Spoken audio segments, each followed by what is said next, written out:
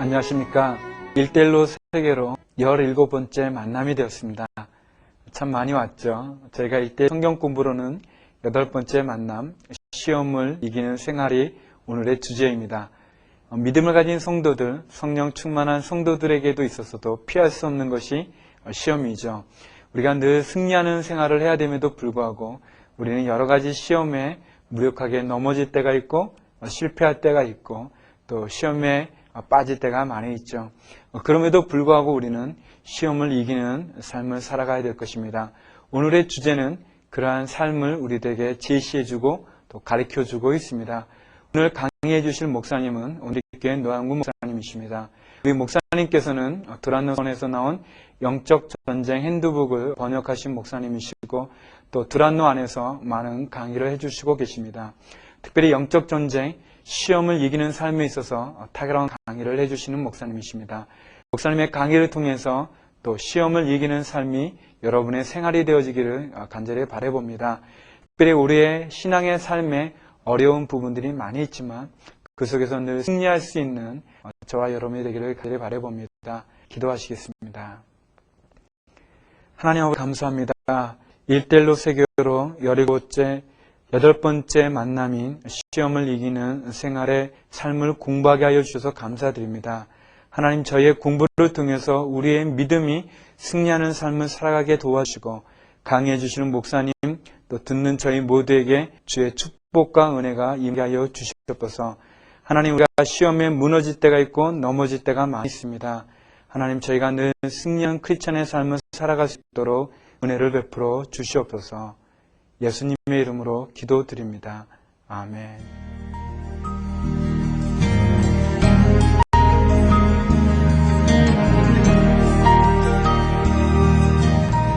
안녕하십니까. 오늘의 교회 노한규 목사입니다. 오늘 제가 말씀드리게 된 곡은요, 8번째 만남, 시험을 이기는 생활입니다. 7번째 만남에서 공부를 하셨겠지만 이 시험을 이기는 생활은 성령 충만한 생활 다음에 오는 것입니다. 이 시험을 이기는 생활이 성령 충만한 삶 다음에 오는 까닭은 그리스도인이 성령 충만하게 잘 살지라도 시험으로부터 완전히 자유로울 수는 없기 때문이죠. 그래서 이 마귀가 노리는, 오히려 더 많이 노리는 이 성도인들이 어떻게 시험으로부터 잘 이겨내고 시험을 벗어나서 그리고 극복하고 살 수 있는가, 이것을 가르쳐 드리는 것이 이 8번째 만남의 목표입니다. 그리고 이 다음에 순종하는 그리스도인의 삶이 있습니다. 9번째 만남이죠. 그 만남에서는 시험을 이긴 다음에 어떻게 더 잘 순종하고 하나님의 뜻을 잘 찾아서 나갈 것인가를 가르쳐 드립니다. 그런 뜻에서 이 8번째 만남은 참 큰 의미가 있는 것 같아요. 같이 진행하게 되어서 너무 기쁩니다. 성경에서 얘기하는 시험이 3가지 종류가 있습니다. 하나는 어렵다는 뜻에서 시련이 있고요. 시련이란 뜻에서 시험이 있고요. 또 하나는 유혹으로서의 시험이 있습니다. 또 하나는 정말 테스트죠. 테스트로서의 시험입니다. 이 3가지 다가 중요한데요. 어려움으로서의 시련일 때는 시련으로서의 시험, 이 경우에는 인내가 많이 필요합니다. 야고보서 1장에서 강조를 하고 있죠. 그런데 우리가 흔히 고민을 하게 되는 부분이 이제 2번째인 것 같습니다. 유혹, 영어로 얘기하면 이제 temptation인데요. 이 유혹으로서의 시험 닥칠 때 많이 고민하게 되는 까닭은 유혹은 달콤하다는 것 때문이죠. 유혹은 즐겁고 달콤하고 내가 딱 원하는 것입니다. 그러다 보니까 이 유혹에 신실한 크리스찬일지라도 넘어가게 되는 경우도 있습니다. 근데 마지막 테스트, 이 테스트는 하나님이 주시죠. 근데 목표가 있습니다. 그리고 우리를 정말 단단하고 견고하게 세우는 데 목적이 있습니다. 그러다 보니까 템테이션보다 테스트는 재미가 없고요. 달지도 않고 즐겁지도 않습니다. 훨씬 힘이 듭니다. 그렇지만 이 테스트는 오히려 이것을 겪을 때는 참 복된 것입니다. 왜냐하면 하나님께서 우리에게 목표를 두고 계시다는 뜻이고 이루시고자 하는 목적이 있다는 것입니다. 그러니까 이 테스트의 단계에 계신 분들은 더 용기를 많이 가지셨으면 좋겠고, 템테이션의 단계에 혹시 계신 분이 계시다면 그 달콤한 유혹에 넘어가지 않으셨으면 좋겠습니다. 이 8번째 만남, 들어가는 암송 구절이 두 가지가 있습니다. 하나는 고린도전서 10장 13절이고요. 또 하나는 야고보서 1장 14절 15절입니다. 암송을 하진 않겠지만 그 내용을 잠깐 요약할 필요가 있습니다. 고린도전서 10장 13절에서는 사람이 감당할 시험 밖에는 주신 것이 없다. 이런 얘기가 있습니다. 하나님께서 테스트하실 때는 하나님이 사랑하는 마음으로 주시는 것이기 때문에 반드시 감당할 수 있게 해주신다는 것이죠. 감당하지 못할 것 같다고 두려워하실 필요가 없습니다.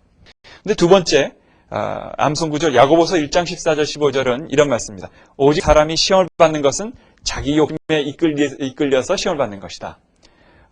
대부분 그 욕심 때문에 많이 망하고 무너지는 것을 보게 되시지 않습니까? 욕심이 템테이션의 근원이 됩니다. 욕심을 잘 제어하라 이런 교훈이 있습니다. 이 교재를 보면은 151페이지에 시험에 빠지지 않기 위해서 우리가 해야 될 것 4가지를 제시하고 있습니다. 한 가지는 기도입니다. 시험에 들지 않도록 우리가 기도 필요가 있습니다. 확실히 기도를 하면 할수록 시험으로부터 자유로워지고요. 시험에 담긴 또는 시험 속에 숨겨진 의미를 잘 알 수 있게 됩니다. 그리고 두 번째는 말씀으로 우리는 시험을 이겨낼 수 있습니다. 하나님 말씀을 의지한다면 시험을 잘 이겨낼 수가 없죠. 그리고 무엇보다도 중요한 건데요. 믿음이 중요하다. 이 믿음은 여러 가지입니다. 대부분 의지적인 차원에서의 믿음만 얘기하시는 경우가 많습니다.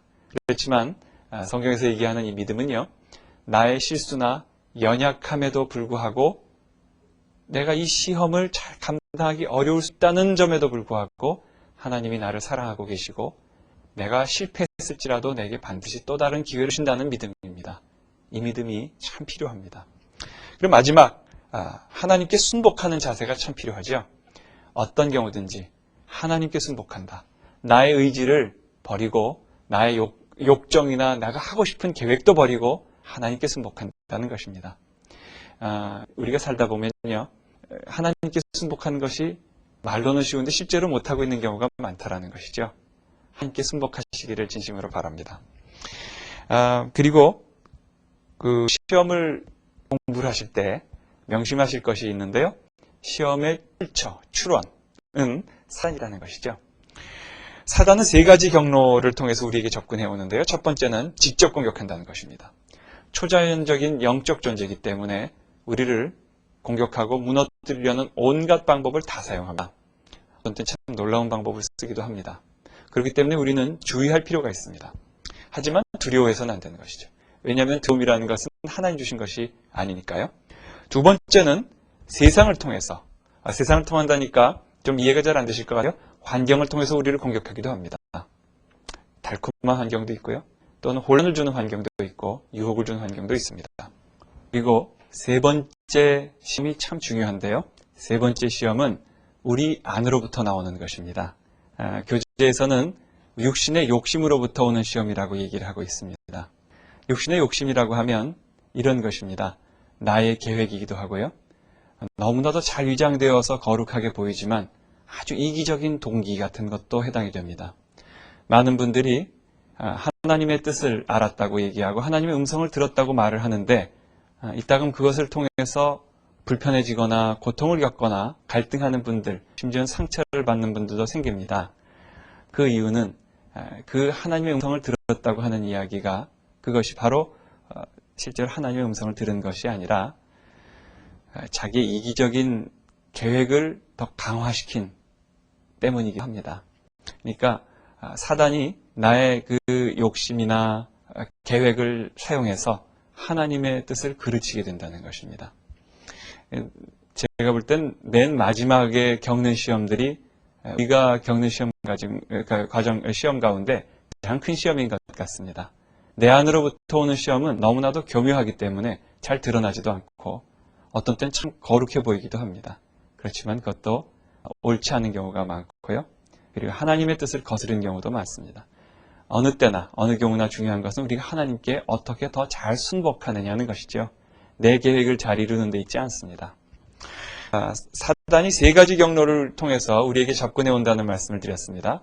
첫째는 여기서 본 것처럼 직접 공격하기도 한다는 것이죠. 초자연적인 영적인 권세가 있기 때문에 흔히 그렇게 할 수가 있습니다. 두 번째는 세상 또는 환경을 통해서 공격하기도 한다고 말씀드렸고요. 세 번째는 우리 자신으로부터 오는 어떤 욕구나 생각들, 계획을 통해서 하기도 한다는 말씀을 드렸습니다. 좀 자세히 고려해 볼까요? 사단은 직접 우리를 공격하는데 사단이 초자연적이고 영적인 능력이 있습니다. 물론 우리는 궁극적으로 승리한 그리스도인들이지만 사단에게 영적인 능력들이 있습니다. 그렇기 때문에 우리에게 아주 치명적인 해를 입힐 수도 있습니다. 다만 우리가 그것을 이겨내고 궁극적으로 승리하는 것이지 사단의 위협 자체가 사라졌다고 말하기는 어렵습니다. 사단이 그렇게 하는 이유는 우리가 하나님 향해서 가지고 있는 사랑하는 마음, 믿음, 하나님 예배하는 정신 이런 것을 흐릿하게 만들어 버리는 데 목적이 있지요. 어떤 때는 그런 것을 통해서 하나님과의 관계를 의심하게 만들기도 합니다. 하나님의 말씀을 의심하기도 하고요. 하나님이 신실하신가를 부정하게 만들기도 합니다. 참 나쁜 것이죠. 대표적인 예로 교재에서는 가룟 유다를 예로 들고 있습니다. 가룟 유다가 예수님을 배신했는데 그 사단이 유다에 직접적인 영향을 끼쳤습니다. 그로 말미암아서 유다가 결국은 예수님을 정말 배신하고 하면 안 되는 일을 하고 말았습니다. 그러나 그럼에도 불구하고 예수님은 유다에 대해서 끝없이 사랑하셨고 그렇게 하지 말라고 부럽게 사랑의 말씀으로써 경고하기도 했었지요. 근데 유다는 결국 사단이 주었던 영향에 그대로 넘어가 버리고 말았습니다. 그렇기 때문에 우리가 혹시라도 시험을 당하거나 어떤 어려움에 봉착할지라도 그것을 하나님의 탓으로든지 심지어는 하나님 탓으로 한다든가 사단의 탓으로 돌릴 수 없다는 것이지요. 그 책임은 우리가 져야 한다는 것입니다. 사단의 직접적인 공격에 대해서 경계하시고 분명히 마음을 정말 결연하게 하셔서 잘 대적하셔야 되겠습니다. 이 두 번째 단계도 참 우리가 주의를 많이 필요로 하는 것인데요. 사단은 세상을 통해서 우리에게 공격을 해옵니다. 사단이 세상을 통해서 공격하는 것도 또 환경을 통해서 공격하는 것도 참 여러 가지 방법이 있습니다. 요즘은 대중매체, 영화, 드라마, 음악 같은 것도 물론 포함이 되겠고요. 이런 것을 통해서 많이 공격을 합니다. 굉장히 좋게 보이기도 하고요. 아름답게 들리는 선율도 있습니다. 그러나 그런 것들이 뜻밖에도 우리가 하나님께 향해서 가지고 있어야 되는 마음 자세를 흐트러놓는 경우가 있습니다. 참 나쁜 것이죠. 요즘 많이 거론되는 것 중에 하나가 뉴에이지 문화라는 것이 있지 않습니까? 그게 바로 이런 것에 이 부분에 속하겠습니다. 세상을 통해서 그리스도인들을, 하나님의 자녀들을 공격해 들어옵니다. 근데 세상을 통해서 공격하다 보면 이게 혼란을 주고요. 분명치가 않습니다. 그러다 보니까 넘어가게 되는 경우도 있는 것 같습니다. 여러분, 세상을 통하거나 환경 또는 문화를 통해서는 사단의 공격에 잘 대처하시길 바랍니다. 그리고 세 번째가 있습니다. 세 번째는 자기 자신으로부터 오는 공격입니다. 자기 자신으로부터 오는 공격에 대해서는 이렇게 말씀드릴 수 있을 것 같습니다. 우리 자신의 본능적인 욕구가 있거든요. 그리고 계획을 세우고 뜻을 품고 살아갑니다. 그런데 그것을 자극을 시켜서 그거 하나님의 뜻에 거슬리는 나의 계획을 이루고 싶게 만들지요. 그리고 심지어는 하나님의 계획보다도 내 계획을 우선시하게 만들어버립니다. 그래서 내가 세운 계획이 이루어지는 것 같아 참 보람이 있었는데 알고 보면 하나님을 거스르게 되었다. 이런 결과가 빚어지게 되기도 합니다. 그런데 그런 결과가 빚어진다면 그것은 참 불행한 것이 아닐까요? 정말 중요한 것은, 우리에게 중요한 것은 우리의 성공이라든지 우리가 원했던 것을 성취하는 것이 아니라 하나님께서 영광을 받으시고 하나님께서 계획하셨던 것이 이루어지는 것입니다. 그리고 하나님께서 계획하셨던 것이 이루어질 때 우리가 가장 행복하지요.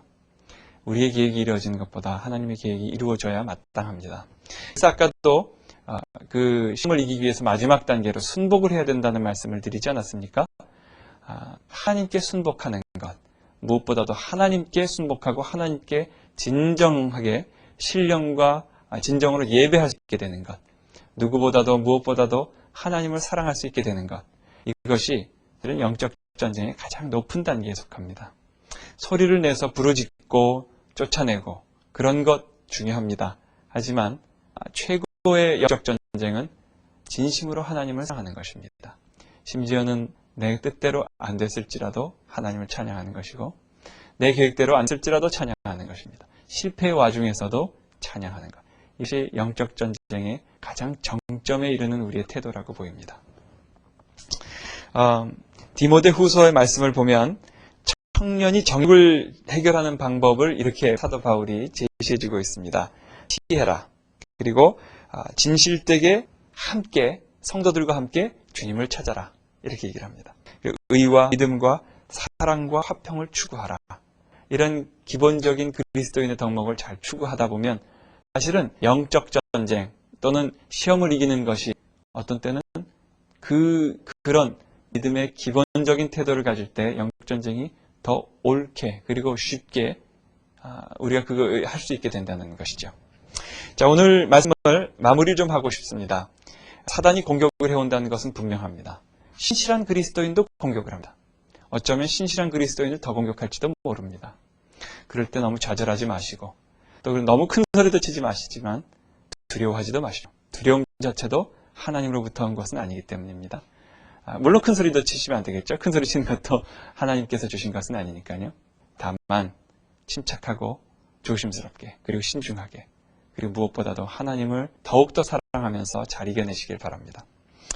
직접 공격하기도 하고 세상을 통해서 환경을 통해서 공격한다고도 말씀드렸습니다.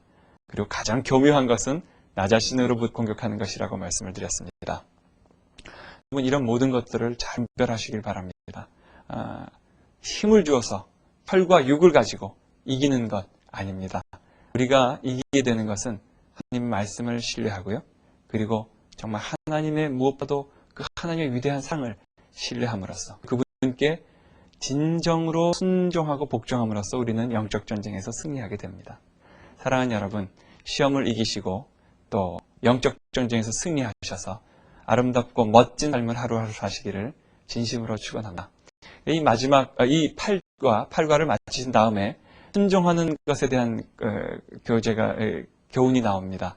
그건 참 잘 이어지는 교재인 것 같습니다. 계속되는 강의를 통해서 승리한 그리스도인의 삶을 잘 사시기를 진심으로 부탁드립니다.